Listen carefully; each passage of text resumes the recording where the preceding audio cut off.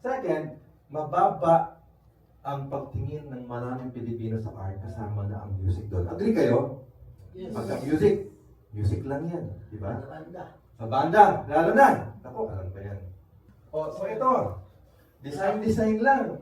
Okay na. So, ganun kababa ang pagpapahalaga ng Pilipino and lalo na the government sa art, sa design, sabi ng friend ko na historian, ang Pilipino manhid na sa kapangitan. Okay? So lalo, di mo kailangan maging artist or designer para masabing pangit yung pangit yan. No? Like pwede kami gumawa ng position paper on that. Pero hindi mo kailangan maging ganun para sabihin pangit. Pangit talaga po, plastiko. Oo, yan. Oo. Yan na yan. Yan na yung best natin.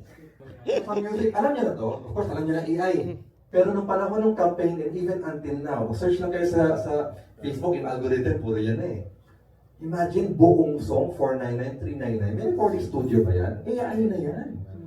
And if you listen sa mga samples, kaya tayo, we can tell it's AI. Alam natin, as musicians, ang ordinary tao, hindi. So sila ngayon yung mga binibentahan nito. So anong nangyari? Devalued, bumababa ang value ng music sa public. Ang tayo na lang nagpapahalaga sa music.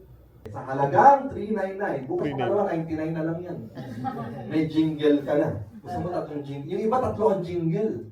So hindi na naiintindihan ang halaga ng jingle kasi may tatlo silang jingle.